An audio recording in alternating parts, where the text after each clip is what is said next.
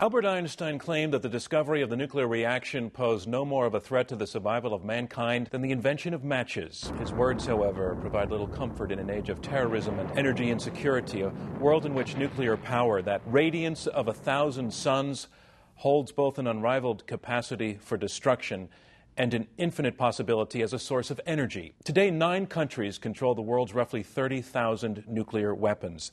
The U.S. and Russia, along with 3 other Security Council members, retain the majority of those warheads. But India, Pakistan, and Israel, who are all also now nuclear powers, present their own challenges. And then there's North Korea and Iran, confirming the nuclear weapon as the ultimate bargaining chip in a game of high-stakes poker, a hand openly sought by terrorist groups like Al-Qaeda. Can they get it? Will they get it? The nuclear question, proliferation, terrorism, and energy insecurity, coming up next on Great Decisions 2007.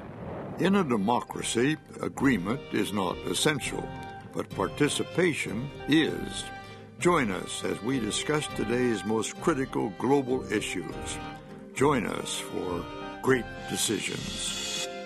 Great Decisions is produced by the Foreign Policy Association, inspiring Americans to learn more about the world. Funding for Great Decisions is provided by the Star Foundation, the Morse Family Foundation, the William and Karen Tell Foundation, and U.S. Trust. And now from our New York studios, here is John Donvan. I'm John Donvan of ABC News, and welcome to Great Decisions. Joining us to discuss nuclear proliferation in an age of terrorism are Ronald B., director of the Hostler Institute of World Affairs and author of 7 Minutes to Midnight, Nuclear Weapons After 9/11, and Joseph Cirincione, who is senior vice president at the Center for American Progress and author of Bomb Scare, The History and Future of Nuclear Weapons. Bomb Scare and 7 Minutes to Midnight, we're talking about negative, scary scenarios. I want to imagine for a moment what might have been a more positive scenario and talk about its implications. As an act of imagination, what if the U.S. attempt to stop what it thought was the spread of nuclear weapons in Iraq had worked? What if the U.S. had gone to war, found a nuclear program, and stopped it? How would that have changed, Ron, the world we're living in now? Well, first of all, we did find one in 1991. It was just the IAEA that went in and disarmed it. We did go into Iraq a second time, thinking that they were up to it again, and did not find the weapons. That doesn't mean that we should not worry about other countries in the neighborhood like Iran or like North Korea that are part of what I call the axis of upheaval for the Bush administration.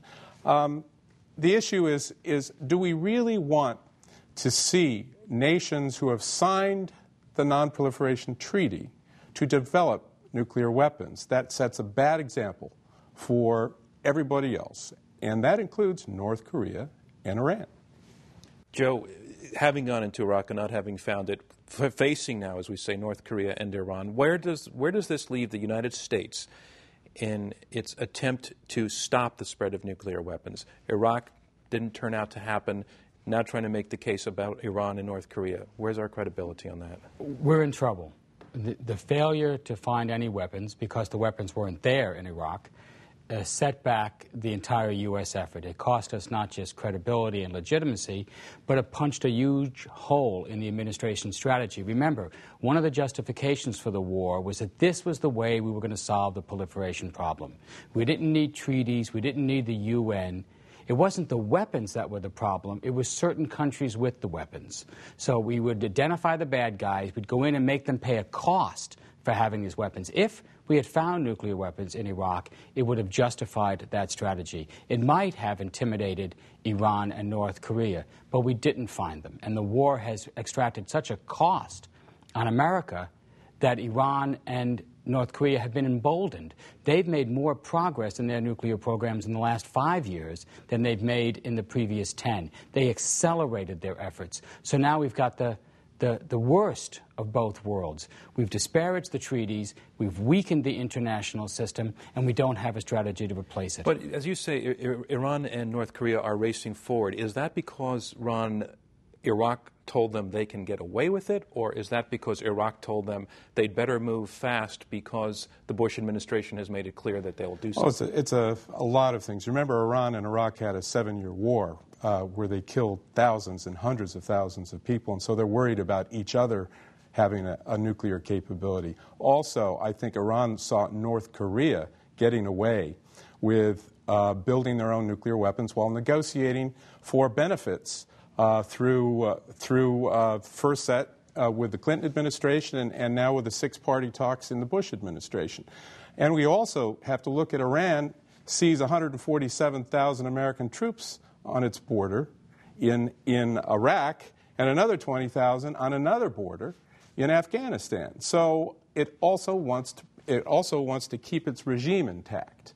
To keep its regime intact, and for all those other reasons, now's the time to build nuclear weapons. They would like the nuclear weapon essentially as defense. Yes. And well, prestige. Deterrence and also prestige, I would say. You mean deterrence of us. Right. Of us. The two traditional reasons that countries have always gotten nuclear weapons. Security, they want to protect their country from external threats, and prestige. They want to show that they are one of the great powers, and for Iran, it feels that it's time to assert itself on the world stage. But how will this dynamic work? If threats by the United States, implicit or explicit, make Iran desire a nuclear weapon even more, then what pressure, other than threats, does the U.S. have to bring to bear so as not to set that dynamic? Well, threats won't work. This is the other great historical lesson. No country in history has ever been coerced into giving up a nuclear weapons program or actual nuclear weapons.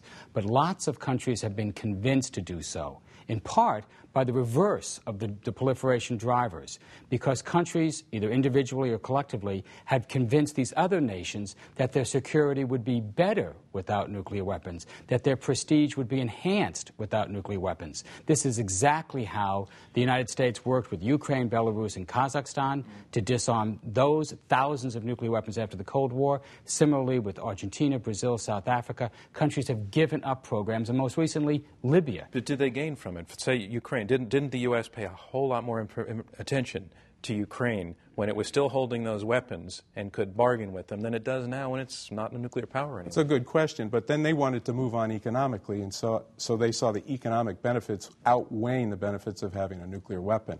And that's what's at issue here, also with Iran and North Korea.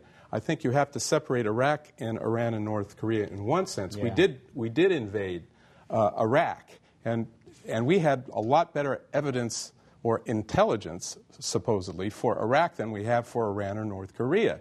So by setting up the soft power, namely exchanging economic and political benefits for nuclear weapons, that's what we're doing now in those two instances. We're not invading.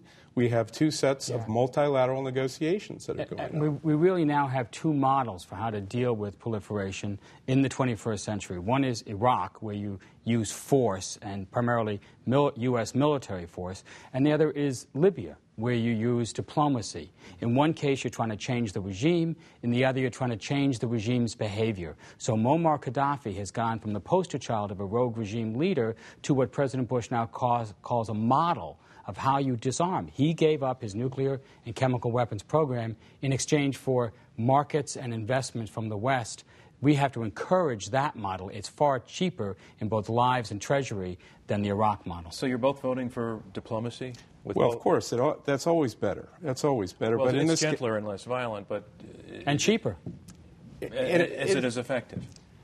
It's the only model that's actually worked. I can't think of an historic model where either invasion or threats of invasion have convinced a country to go the other way. And when you talk about Iran, you don't really have a military option with Iran. If you like the Iraq war, wait till you see a war with Iran, a country 3 times the size of Iraq, an historic power in the Middle East. This would be a war that truly could start World War III. And the Iranians have learned from the Iraqi example. When the Israelis hit the reactor in 1981, in June, Iraq had basically all of its nuclear facilities in one egg basket. So Iran has dispersed all of its nuclear activities, put a lot of it underground, which will make it far more difficult to go in and knock out. Right. So it's going to cost us in terms of of a lot more materiel, but also a lot more political capital if we have to go in militarily. And it might not even work. So even with those hard and dispersed targets. Do you think that you hear the Bush administration or certain important voices within the administration making serious sounds about preemptive strike in Iran? Absolutely. There's no doubt in my mind. You already see it in the neoconservative press, where people like William Kristol or Charles Krauthammer, the same people who advocated a war in Iraq, are saying we have to go take out Iran. Bill Kristol says, why wait? It's only going to get worse. Let's do it now. And you see some in the administration, like Vice President Cheney, or Vice President Cheney's office, some in the National Security Council, arguing for the military option. There's a debate going on inside the administration over which way to go. On the other hand, here in New York, we're talking about economic sanctions at the United Nations. And that's the route that's been chosen thus far. First, to try diplomacy. We tried first with the EU3, with Germany, Britain, and France. We've now moved to the UN Security Council because that didn't work. Solana is still negotiating behind the scenes with the Iranians to try to get them to stop enriching uranium. And we've had our fourth deadline. So are we getting ready to invade? I think that everybody's going to great lengths to try and make diplomacy work here. The problem you have is because we've waited so long to make this deal with Iran, the price has gone up. What everybody really would like is to stop the enrichment program completely. That is, the program they say is to make fuel rods, but the same technology for their civilian peaceful use to power plants. And they're right. The enrichment facility they're building can be used and is used in many countries to make fuel for reactors. And everyone agrees that all countries can do that. That's legally allowed under the Non-Proliferation Treaty. It's the nuclear bargain. It's the nuclear bargain. We agree to allow countries, and in fact encourage countries to get this nuclear technology in return for a promise to have inspections and not to build nuclear weapons. But the technology itself has dual uses. It can also be used to enrich uranium to a very high level for nuclear bombs. That's the problem. Do you think that those in the Bush administration who are talking about using military force against Iran on the nuclear issue are really talking about the nuclear issue? Or are they talking about getting the mullahs out of power? Yes, both. It's both of them, actually, because the mullahs are the problem in the Bush administration's view. Namely, you don't want somebody who wants to wipe Israel off the face of the earth, who gives money to Hezbollah to start invasions or incursions into Israel to steal soldiers. You don't want somebody with a nuclear weapon using that as an umbrella to fund terrorism. Yeah. That's what they're worried about. So it's not just one thing. It is the regime. And they also have to be worried about the 70% of Iranians who want better relations with the United States. The young people don't want to live under this system.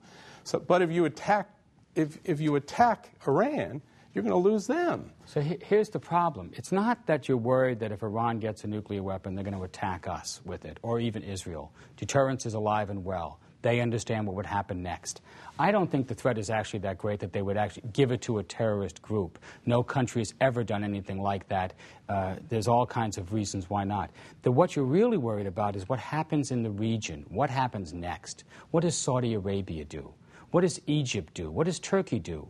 These are rivals of Iran. They can't allow Iran to get the strategic or military prestige that would come with the nuclear weapons capability. They may decide that they have to match it. Have to keep up with the Jones. And that nuclear reaction chain. They've already taken a step down that line. Egypt and Turkey are now interested in developing their own civilian nuclear capabilities, which is the same way that Pakistan started. That's exactly right. So you see this reaction chain spreading, and that's exactly the scenario that John F. Kennedy worried about in the 1960s, that you might have 15, 20, or 25 nuclear nations. Then every regional conflict threatens to become a nuclear conflict. Every regional conflict draws in the great power. That is a recipe for nuclear war. Ron, you mentioned Hezbollah being supported by Iran. Well, summer of 2006, Hezbollah was obviously armed by Iran with cruise missiles, of all things, that they had learned to use effectively.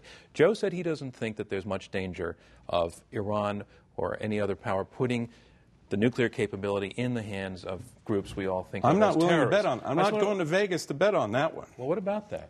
I just, that's the real problem. Can Al-Qaeda get its hands on a genuine nuclear weapon? Well, nuclear weapon versus nuclear materials is another way to look at it. Nuclear weapon, even if they got one right now, they'd have to get it from a known nuclear state.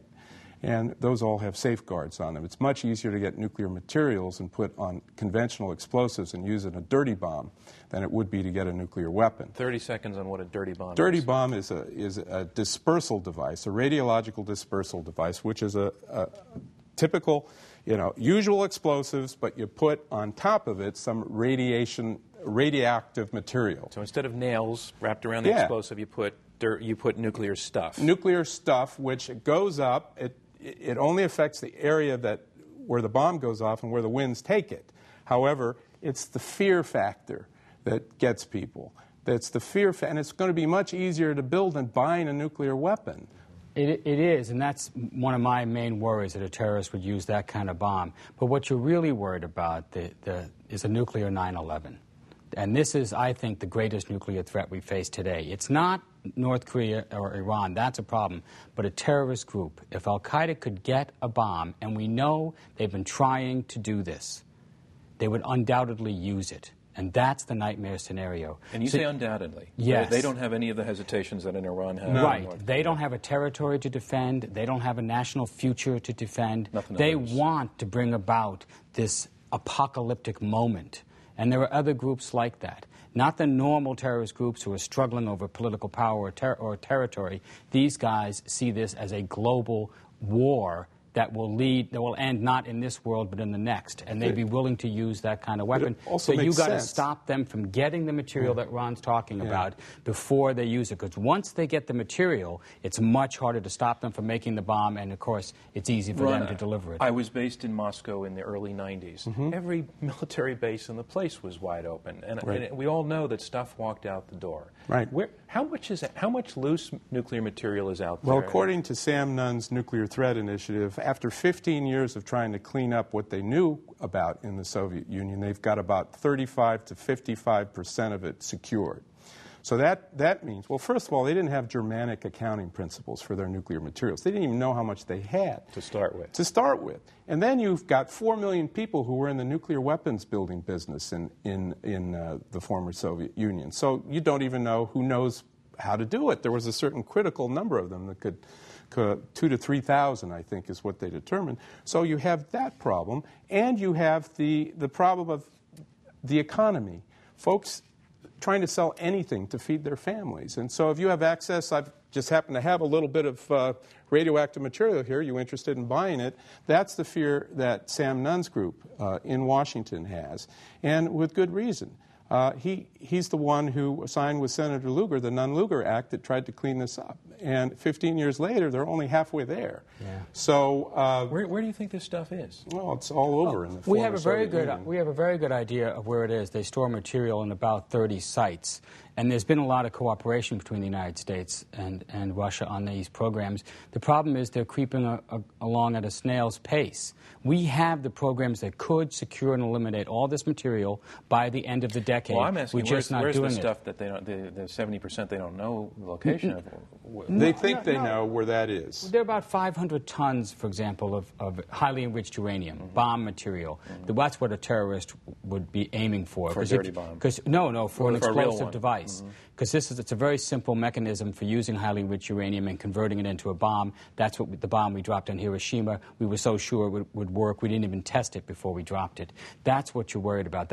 There's enough highly enriched uranium in Russia for about 20,000 nuclear weapons. You want to get that material, burn up as much of it as you can. You can use it as fuel for reactors, secure everything that you can't burn before al-Qaeda gets it. We're in the race of our lives. We're racing al-Qaeda to that material. This is a race America can't afford to lose. All right, I know it's hard to answer this question, but who's closer to winning this race? I would say right now al-Qaeda is. I think I would say it's inevitable that if we just stay on our current course, the current pace, I think there's going to be a nuclear terrorist incident in the next 10 years. Well, I'm not sure. I think we're working hard to prevent it, and I think even though with all the controversy over Iraq and Afghanistan, that they're busy doing other things right now, fighting American troops and allied troops in Afghanistan, and their network has been disbanded. That doesn't mean the threat goes away. You're right. I agree. But I think we are occupying their time doing other things. Let me throw a wild card in here. Because the country that worries me the most is not Iran or North Korea, it's Pakistan. Okay. For my money, that's the most dangerous country in the world. Pakistan has 30 weapons at this point? They have enough material for between 50 and 70 weapons. We don't know how many actually they built. They also have Muslim fundamentalists. Yes. They have a security service that supported the Taliban. Yes. Keep going. They have an unstable government. There you go. They have unfriendly neighbors. And we don't know who's coming next. And they probably have Osama bin Laden operating in that country. So what happens if next time there's an assassination attempt against Musharraf, and there have been 2 in recent years, they kill the president of Pakistan?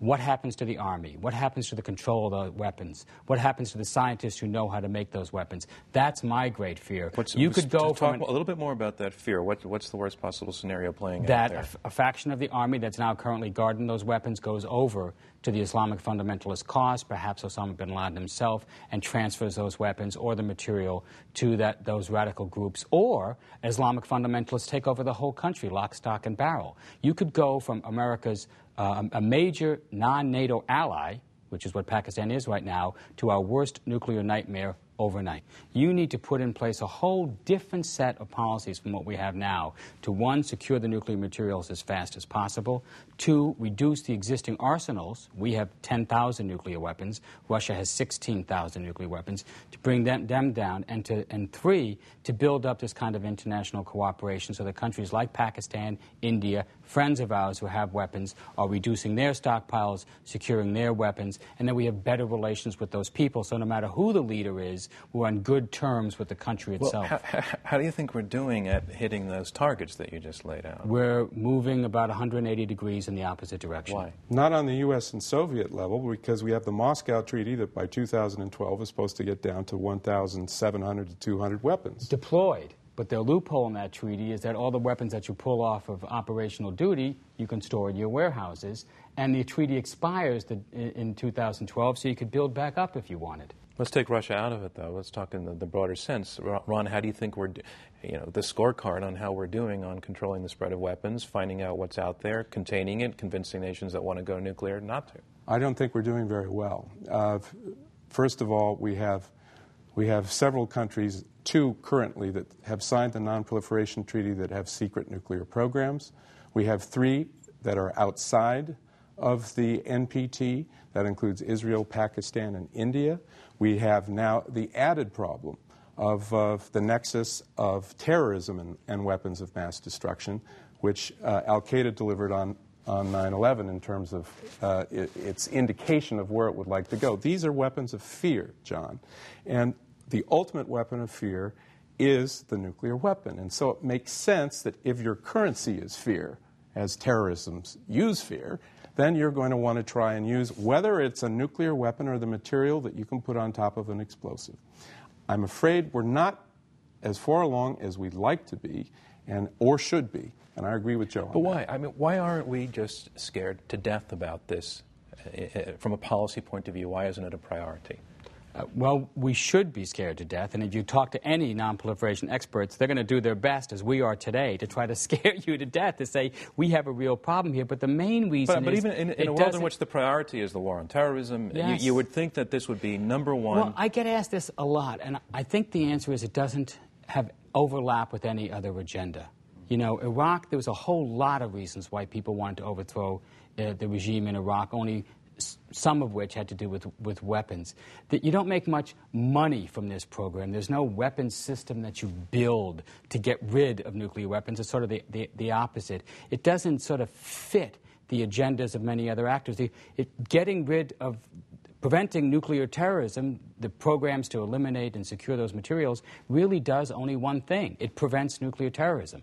Another way to look at it, I think, is to say that there is a policy towards what's going on, namely that there's a marriage of non-proliferation and counter-terrorism policy going on here.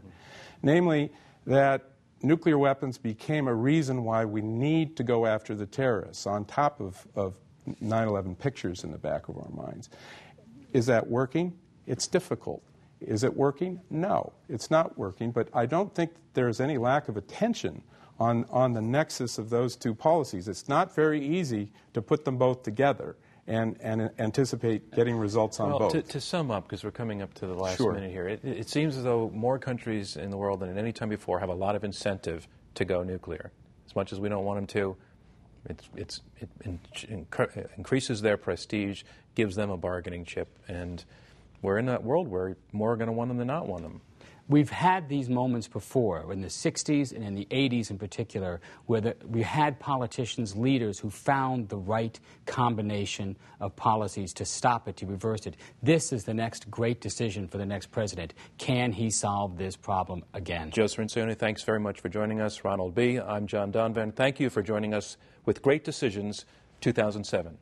To learn more about topics discussed on Great Decisions, visit our website at www.greatdecisions.org.